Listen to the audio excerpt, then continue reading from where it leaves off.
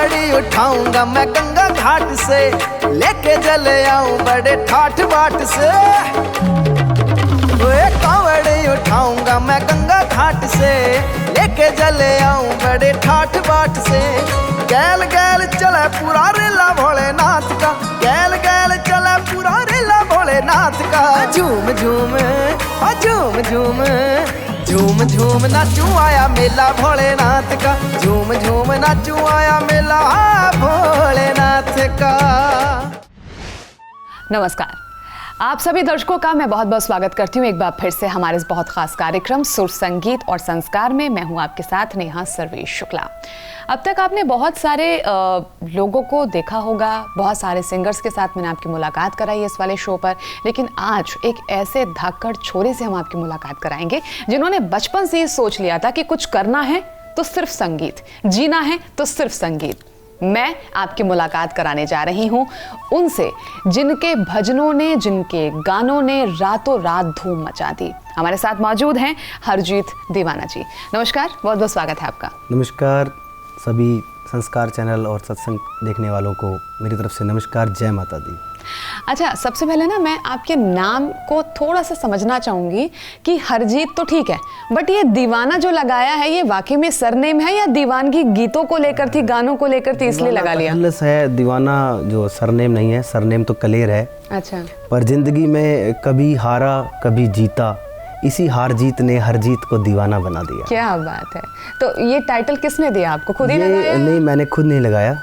ये अकस्मात ही किसी कार्यक्रम में एक हमारे ऑर्गेनाइजर थे, बड़े भाई थे, तो उन्होंने किसी कार्यक्रम में ऐसे ही पेश कर दिया हरजीत दीवाना, और वो कार्यक्रम बहुत सक्सेस रहा, बहुत मान सम्मान मिला, प्यार मिला। तो उस दिन से फिर मैंने सोच लिया कि दीवाना ही सही है। हाँ, तो हरजीत दीवाना जो दीवाना है हो गया, दुनिया को दीवाना करने के लिए फिर आपने ठान लिया उस दिन से। अच्छा, घर का जो माहौल है वो खेती बाड़ी का था, इसीलिए आप लोग अमृतसर से फिर मेरठ शिफ्ट हो गए, क्योंकि मेरठ में शायद आपका जन्म हुआ, सारी चीजें फिर वहीं से। अब जब घर वाले खेती बाड़ी कर रहे थे, वो चाहते थे कि या तो आप उसमें आ जाएं या सरकारी नौकरी की तरफ आप जाएं, तो ये बीच में सिंगिंग कहाँ से आ गई? देखो, गाना अंदर था, वो मेरे रगों में था, मेरे लहू में था। हालांकि परिवार में कोई फैमिली बैकग्राउंड ऐसा नहीं था गाने का, कोई सिंगर नहीं था, पर बचपन से मुझे गाना पसंद था। स्कूलों में, कॉलेजों में, फंक्शंस में गाया करता था, तो अंदर एक तमन्ना थी। और खेती में तो खैर फैमिली मुझे नहीं लाना चाहती थी, क्योंकि मैं पढ़ाई में बहुत एक अच्छे दर्जे का स्टूडेंट था, तो चाहते थे कि किसी गवर्नमेंट सर्विस में जाए, फौज पुलिस में जाए, ये एक ख्वाहिश थी घर वालों की। पर मेरे अंदर जो एक आग थी वो गायक बनने की थी हमेशा। तो उस आग जो अंदर थी गायक बनने की, उसको घर वालों ने मार के पीट के बुझाने की भी कोशिश की होगी, डांट डपट के? मारा पीटा तो खैर कभी नहीं, क्योंकि लायक बच्चा था। हाँ। तो लेकिन संघर्ष बहुत रहा, क्योंकि सपोर्ट नहीं था गाने को लेकर के ना, क्योंकि पसंद नहीं जाता था। रोका खास नहीं गया कि रोका गया, लेकिन एक पुशअप होता है उस तरह का सपोर्ट भी नहीं मिला। सपोर्ट नहीं मिला। अच्छा, चलिए, अभी तो खैर भजन आपने बहुत सारे गाए हैं, बहुत सारे आपने लोकगीत भी गाए हैं, बहुत प्यारे प्यारे गीत हमने आपके सुने हैं। अब सबसे जो आपका हिट सॉन्ग था, हम उससे शुरुआत करना चाहेंगे, मैया दी सेल्फी। इतना ज़बरदस्त था वो कि हर किसी की ज़ुबान पे था। हाँ जी, जो हमारी भजन लाइन कहा करते हैं, उसके अंदर उसके इंस्ट्रूमेंटल बहुत बजाया करते थे, और मैक्सिमम कलाकार, फनकार लोग, हमारे साथी भी उसको कार्यक्रमों में भी गाया करते हैं जी। तो वो 2016 में रिकॉर्ड हुआ था जी। तो 2 लाइनें उसकी होनी चाहिए, क्योंकि मैया जी जरा हंस के वखा दियो, तुहाडे नाल सेल्फी करानी है, मैं एडिट करके फोटो फेसबुक ते पानी है, मैया जी जरा हंस के वखा दियो, तुहाडे नाल सेल्फी करानी है। क्या बात है, क्या बात है। अच्छा, जब आप स्कूल में थे जी, तो क्या किसी ने आपसे कहा कि भाई हरजीत तुम बहुत अच्छा गाते हो, बहुत अच्छी आवाज है, उससे आप इंस्पायर हुए, या बचपन से आपका मूड था कि हाँ मैं अच्छा गाता हूँ इसलिए मुझे सिंगर बनना है? पहचाना किसने आपकी आवाज को? मेरे जो दोस्त थे, साथी थे, या मेरे टीचर्स थे, सभी मुझे अप्रिशिएट किया करते थे कि बेटा आपके अंदर बहुत अच्छा कलाकार है। तो पुशअप तो उन लोगों ने किया खैर मुझे, लेकिन बनना मैं यही मतलब आंतरिक तौर से चाहता था कि मैं सिंगर ही बनूं, और मुझे मेरी आवाज़ पसंद है, और धीरे धीरे सबको पसंद आई। मेरा मैक्सिमम ऑडियंस मेरे खेत, मेरे गांव की नहर, अक्सर मैं वहीं गाया करता था। अच्छा, उनको ऑडियंस मान के मैं बहुत कई घंटे सुनाया करता था। क्या क्या सुनाते थे, कौन कौन से गाने गाते? वो मैं बचपन से ही हंसराज हंस जी और सरदूल जी या गुरदास मान साहब, इनके गाने पंजाबी इंस्पिरेशन रहे हैं? हाँ जी, पंजाबी संगीत ही ज़्यादा सुना क्योंकि परिवार में वही पंजाबी का ही माहौल था। चलिए आप सोच लीजिए कि आज भी आप नदिया किनारे बैठे हुए हैं, सुनाइए आप क्या रिकॉल करेंगे उन यादों को? उन यादों को रिकॉल, उस समय गाने सैड सॉन्ग का दौर था वो उन जमाने में, तो सैड सॉन्ग बहुत गाया करता था मैं। जैसे? बिल्कुल, मैं सुनाता हूँ जी।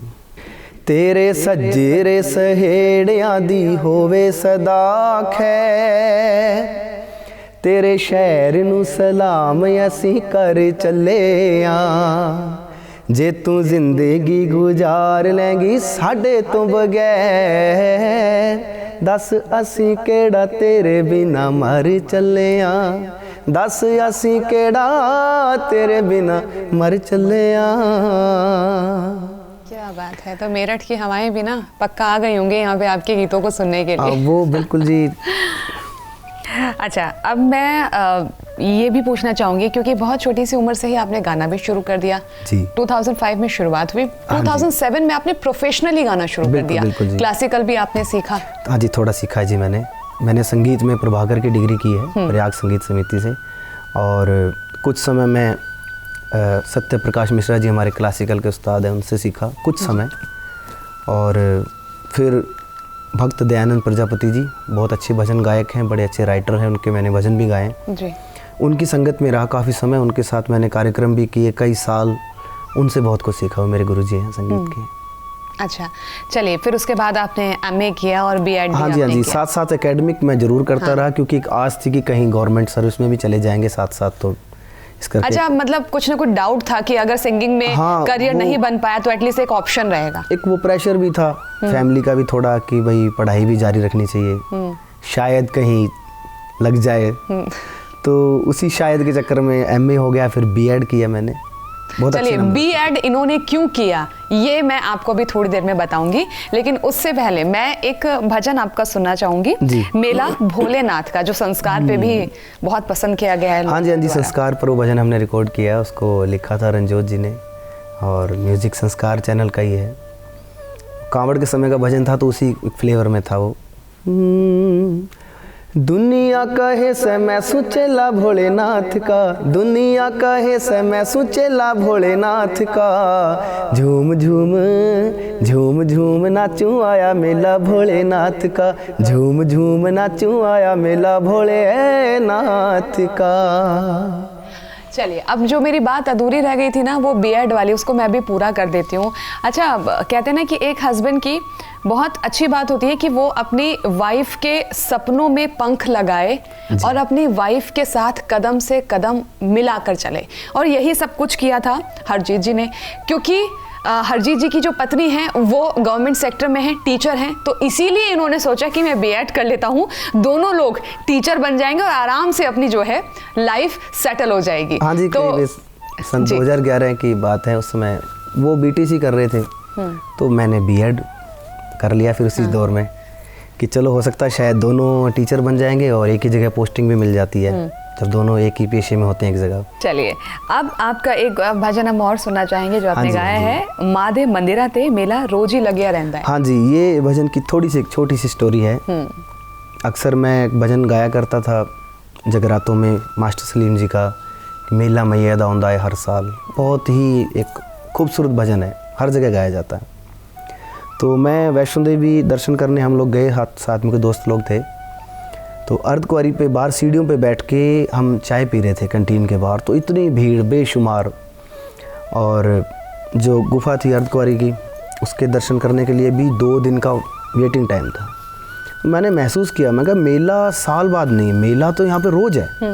तो उन्हीं सीढ़ियों पे बैठ के फिर मैंने किसी से पेन मंगाया, 1 मिनट के लिए चाहिए, फिर वहाँ पे लाइन लिखी थी, मेरी माँ दे मंदिरां ते मेला रोज ही लग्या रहिंदा, मेरी माँ दे मंदिरां ते मेला रोज ही लग्या रहिंदा, तू जाके वेख जरा दरबार सजया रहिंदा, मेरी माँ दे मंदिरां ते मेला रोज ही लग्या रहिंदा।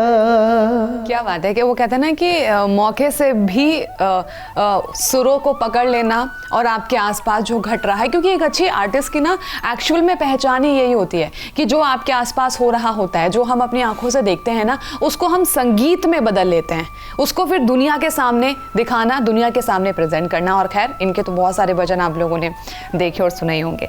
अच्छा, अब मैं बात करना चाहूँगी एक हरियाणवी गाना जो इतना सुपर डुपर हिट रहा जी। और मुझसे कहा गया कि जी आपको इंटरव्यू करना है।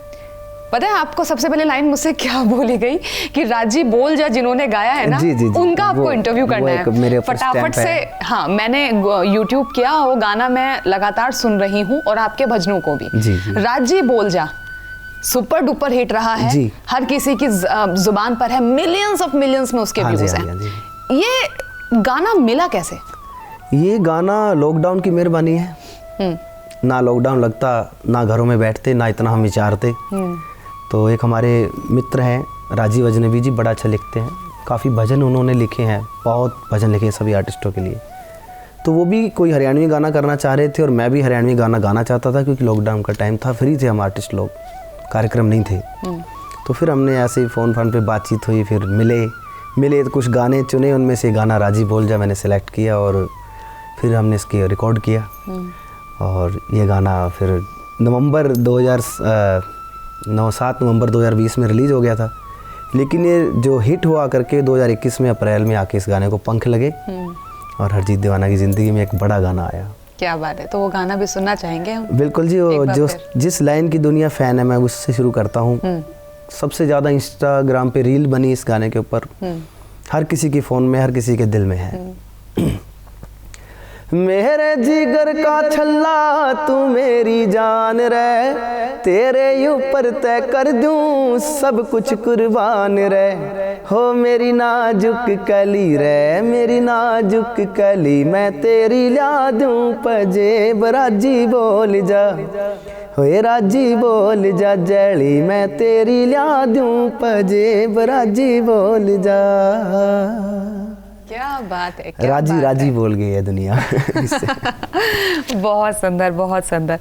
अच्छा, अब मैं आपसे ये भी पूछना चाहूँगी कि हमने सुना है कि क्लासिकल भी आपने सीखा है और आमतौर पर ना आज के जो युवा सिंगर है ना जी, बहुत अलग हो गया है मोड सिंगिंग का, आप भी जानते हैं। और क्लासिकल इसमें सीखना, क्लासिकल गाना, ये बहुत बड़ी बात है अपने आप में। क्लासिकल तो बेस है, हर सिंगर को सीखना चाहिए, क्योंकि वो उस तालीम के बिना फिर मुझे नहीं लगता कि कोई अच्छी गायकी पूरा नहीं है, पूरा नहीं आदमी उसके बिना। लेकिन आजकल जो अब सॉफ्टवेयर की गायकी है, बच्चों को लगता है, नए लड़कों को, कि बड़ा आसान है, चलो भी रिकॉर्ड कर लिया, उसको सुर में कर लिया टेक्नोलॉजी से। ठीक है, आप सुर में कर लोगे, लेकिन जब पब्लिक के सामने जाओगे, अपनी ऑडियंस के सामने, वहाँ पे क्या सुनाओगे? वहाँ पर तो वही गाएगा जो सीखा होगा। अच्छा, मैं अपने दर्शकों को ये भी बता दूं हरजीत जी के बारे में, 9 साल की इनकी बेटी है और ईश्वर की कृपा से लक्ष्मी जी अभी थोड़े दिन पहले, लगभग 2 महीने पहले घर पर आई हैं। तो जो 9 साल की आपकी बेटी, पहली बात तो आपको देख के मैं कॉम्प्लीमेंट ज़रूर देना चाहूँगी कि बिल्कुल नहीं लगता, और ये कॉम्प्लीमेंट शायद मेरी तरफ से नहीं, आपको लगभग लोग देते ही होंगे। जगह मिलता है, मैक्सिमम जगह मिलता है। तो ये सब, इसके लिए कोई विशेष डाइट नहीं है, कुछ विशेष नहीं है, ये सब ब्लेसिंग्स है, बड़ों का आशीर्वाद है। तो जो 9 साल की बेटी है, अब तक तो उसको पता चल गया होगा कि पापा मेरे सेलिब्रिटी हैं। हाँ जी, वो बड़ा खुश होती है। तो समझ में आता है उसको कि पापा ये गा रहे हैं, या फिर वो कहती है कि पापा मेरे लिए आप ये गाओ? या उसको गाने से रुचि ऐसी बात नहीं है, मैं उसको दूर रखता हूँ हालांकि। तो मेरे जितना रियाज होता है मैक्सिमम वो मेरे पास आसपास ही होती है, तो बहुत बारीकी से वो मेरे गाने को सुनती है। जहाँ गलती हो जाती है कई बार खुद, पापा ये ठीक नहीं है। अच्छा, 9 साल की बच्ची, इतना उसको सेंस है म्यूजिकली कि मुझे टोक देती है।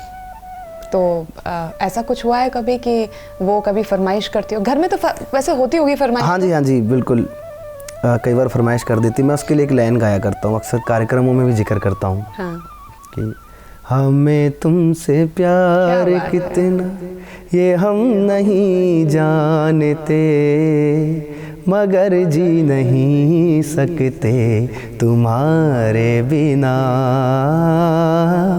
दोनों बच्चियों का नाम भी जानना चाहूँगी। बड़ी बेटी जसनीत है, जसनीत कौर, और छोटी का नाम हमने अवनीत रखा है, अवनीत कौर।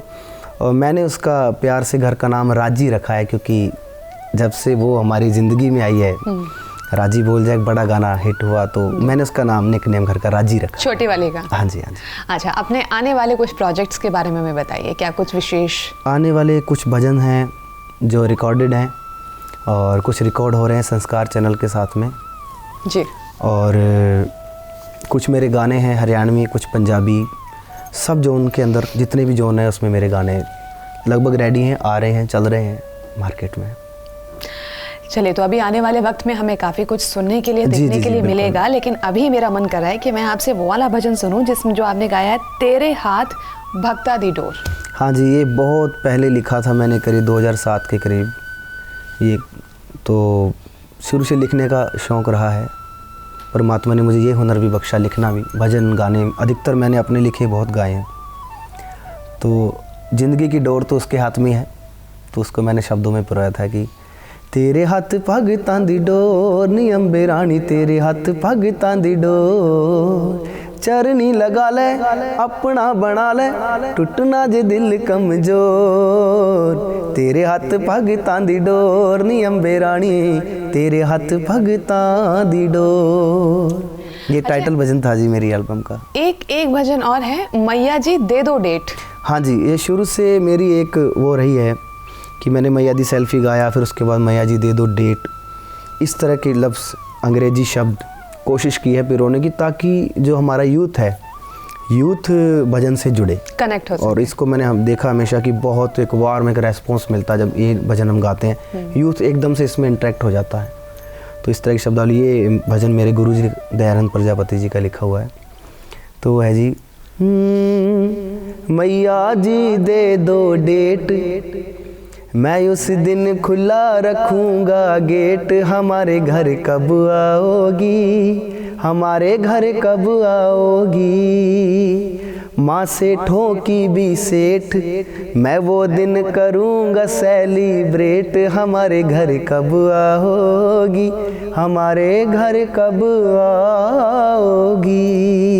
अच्छा, जब आप स्टेज पर होते हैं जी। या किसी भजन संध्या में होते हैं, तो जी। सबसे ज़्यादा जो डिमांड होती है ना, कौन से भजन की या कौन से गाने की अधिकतर होती तो मैया दी सेल्फी की ज़्यादा रहती है, वो भी मेरी पहचान एक तरह से मोहर लगी हुई है, तो उसकी ज़्यादा डिमांड रहती है मैया दी सेल्फी की मुझसे, उसके बिना मेरा कार्यक्रम अधूरा है मतलब। अच्छा, एक सीक्रेट मैं आपको बताना चाहूँगी हरजीत जी के बारे में, कि जब से बेटियाँ उनके जीवन में आई हैं ना, वो खुद इस बात को मानते हैं कि उनका जीवन बदल गया, उनकी किस्मत, कहते हैं ना कि रातों रात पंख लग जाना, वो हुआ है। और इसीलिए बेटियों को लेकर बहुत ही प्यारा इन्होंने गीत भी गाया है। तो मैं चाहूँगी सबसे पहले तो उसके बारे में थोड़ा सा हमें बता दें, फिर हम गीत भी सुनना चाहेंगे। बिल्कुल जी, बेटियाँ नसीब हैं, कि कहते हैं कि बेटे नसीब से होते हैं, और बेटियाँ जो हैं किस्मत वालों के यहाँ पे होती हैं, कि परमात्मा उनको बख्शता जो उनको पाल सके, उनको पोस सके। तो मेरे हिस्से में बेटियाँ आई हैं, मेरी ज़िंदगी हैं। तो एक मैंने भजन गाया था, बेटियों को लेकर था कि हर माँ बाप क्या चाहते हैं, तो माँ बाप यही चाहते हैं कि मेरी बेटी के जीवन में खुशियाँ रहें, उसको एक अच्छा घर मिले। ये तो पता है कि जाना ही दूसरे घर उन्होंने, तो एक बहुत अच्छी रचना है, मैं अक्सर गाया भी करता हूँ इसको। सोना जवर देवी प्यारा जकर देवी, सोना जवर देवी प्यारा जकर देवी, माँ मेरी लाडो नू खुशियाँ देवर देवी, माँ मेरी लाडो नू खुशियाँ देवर देवी। क्या बात है, बहुत ही खूबसूरत, बहुत ही प्यारा भजन हर उस बेटे के लिए डेडिकेटेड है जो अपने पिता की आन है, जो अपने पिता की शान है। इस प्रोग्राम को आप लोगों ने दिल से सुनने की और समझने की कोशिश ज़रूर की होगी, क्योंकि जब आप इस प्रोग्राम को सुनेंगे ना, तो आपको बहुत सारे मैसेजेस भी इसके अंदर मिलेंगे। खैर आज के लिए बस इतना ही। उम्मीद करते हैं कि ये प्रोग्राम आप लोगों को ज़रूर पसंद आया होगा। अगले एपिसोड में आपसे मुलाकात होगी फिर और नई जानकारियों के साथ। आपका बहुत बहुत धन्यवाद हमारे साथ जुड़ने के लिए। शुक्रिया जी, मेहरबानी। संस्कार की सारी टीम, सत्संग चैनल की सारी टीम का शुक्रगुजार हूँ। एंकर साहिबान, सारी टीम, मेहरबानी। Thank you. Thank you.